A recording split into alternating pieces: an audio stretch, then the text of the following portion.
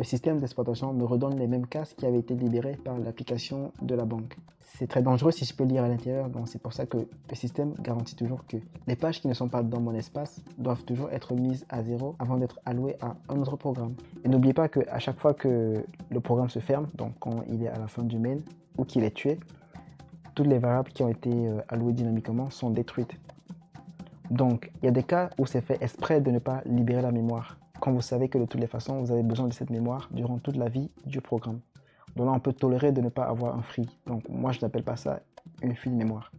La fuite de mémoire, c'est vraiment quand vous avez alloué de la mémoire et que vous n'avez plus aucun moyen de faire un free dessus. Donc vous avez perdu complètement le pointeur pour une raison X ou Y. Allez, compilation. Paf, je me retrouve avec des valeurs vraiment aberrantes. Alors que je m'attendais à avoir 12, je lui ai dit de faire un même set, donc de mettre 12 dans chaque case mémoire. Et pourquoi on a ce problème? Parce que memset travaille sur des octets, donc il travaille octet par octet, alors qu'un entier est sur 4 octets. Je suis en x64, donc c'est sur 4 octets. Or memset travaille sur un octet. Alors si faisons un man3, ouvrez la page de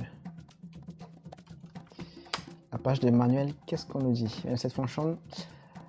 Alors the first n bytes, donc il nous dit bien I'm working on bytes and why do you call me on 4 bytes?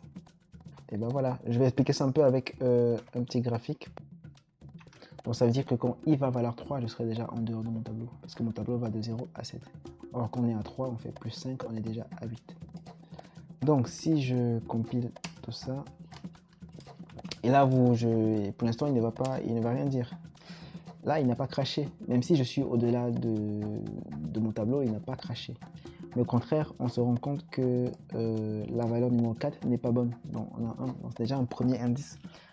Donc là, c'est quand même dangereux parce qu'il nous fait croire que le programme marche. Là, si je m'éloigne suffisamment et que je recommence, et là j'ai tout de suite le segmentation fault. Mais comment du coup savoir où ça se produit avec GDB? Donc on peut faire GDB allocation.